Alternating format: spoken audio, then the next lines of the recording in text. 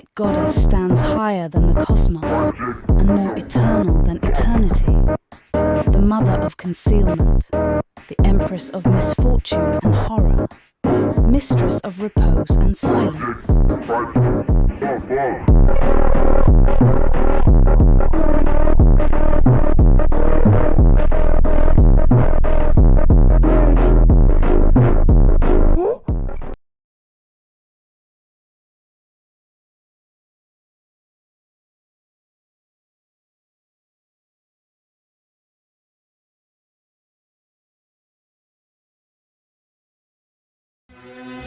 The dragon has 3 heads.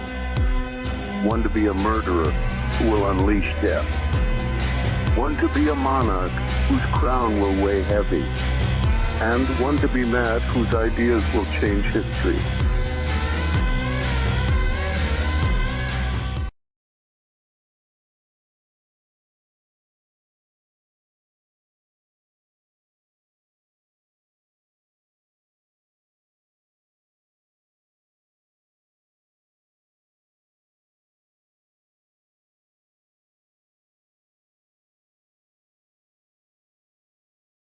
Lord of the Mysteries, there is one person who isn't talked about enough.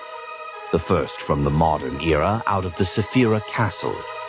She helped cause the death of the ancient sun god at his request, led to the fall of the Antigonus family, and she is Klein Moretti's blesser and protector.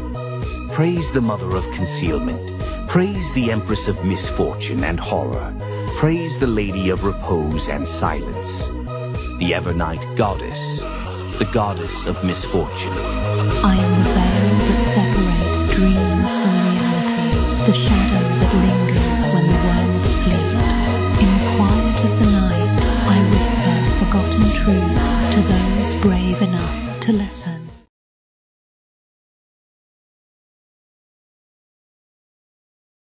Who would win in a fight between Amon and the Evernight goddess? This question really depends on which version you are talking about. If you're talking about current Evernight versus current Amon, Evernight absolutely destroys because Amon right now is only an angel. However, if you're talking about peak Amon versus peak Evernight, I would say Amon wins pretty easily. And that's because when Amon was the strongest in the Fool's Gambit, he was at the level of a half-great old one. Amon had full control over the door and arrow pathways and partial control over the Saphira Castle Sephiroth. Evernight at her strongest only has one pathway, which is the darkness pathway that's fully accommodated, and it has the death and twilight giant pathways which are not fully accommodated. Evernight probably hasn't digested the other pathways just yet because in Koi it says that she's in a pretty delicate spot right now. If you're selecting both Amon and Evernight at like medium strength, for example, both of them being a dual sequence true god with no Sephiroths, I believe Evernight would win against Amon. And that's because she has a perfect toolkit to counter Amon's abilities. For example, her concealment powers are perfect to counter like error abilities, and her probability manipulation through her authority of misfortune is perfect for countering Amon's ability to steal anything. So in conclusion, Evernight wins currently, and she wins when both of them are dual sequence true gods, while Amon wins when both of them are at their peak strength.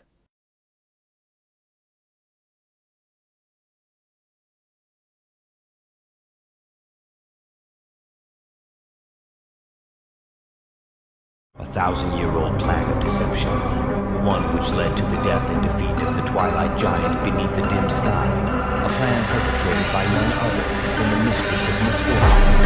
It's no wonder that Klein thinks that when it comes to horror, even Adam and Eve are inferior to the goddess.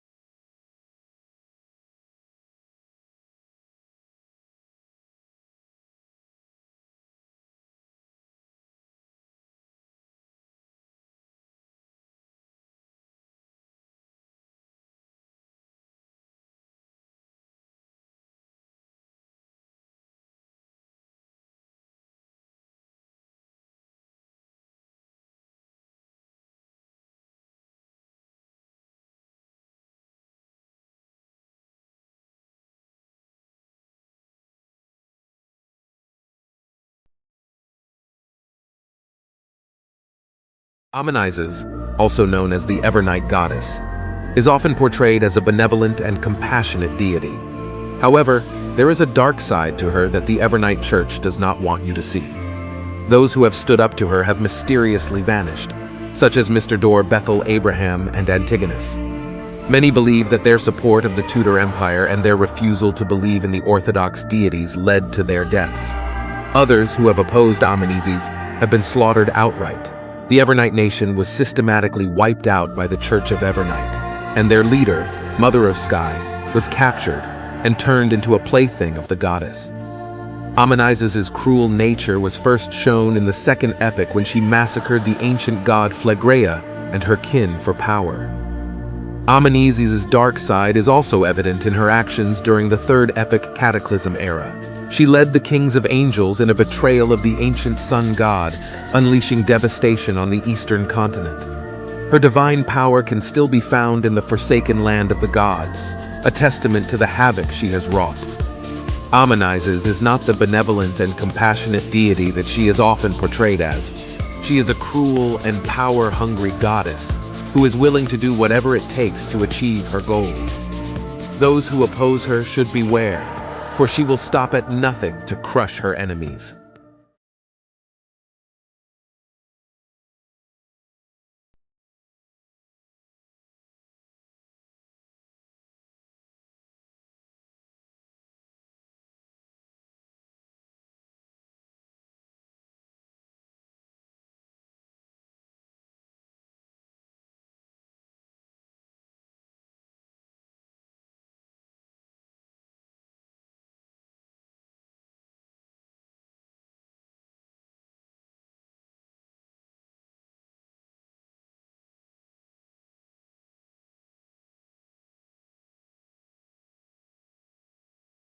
A lot of LoTM fans don't realize how broken the Evernight goddess truly is, and it's probably because none of you guys have read book 2. Like, Evernight is able to submerge the entire universe in still and unchanging darkness. She can extinguish fundamental concepts such as space, time, and even death. She holds authority over the darkness, Twilight Giant, Death, Pathways, and all of their associated concepts. Evernight can collapse space and time into a single point, manipulate the flow of time, and influence fate and destiny. She can erase people from existence, banishing them to concealed realms beyond reality. She can manipulate the 12-dimensional material world, along with higher realms such as the spirit and astral worlds whose very nature is said not to be bound by dimensionality. Her gaze alone can instantly kill. She can control time, decay foes with just her presence, and manipulates souls, minds, concepts, information, and fate. She rivals beings like Lumion who can throw objects across the universe. She's faster than others, who can traverse infinite distances within the spirit world where time overlaps, by the way, to places such as the Seven Lights and Sapphire Castle. She can also use the spirit world and astral world to instantly traverse reality. So yeah, I would say she's pretty fast. By the way, everything that I've said so far is just a glimpse of her true power.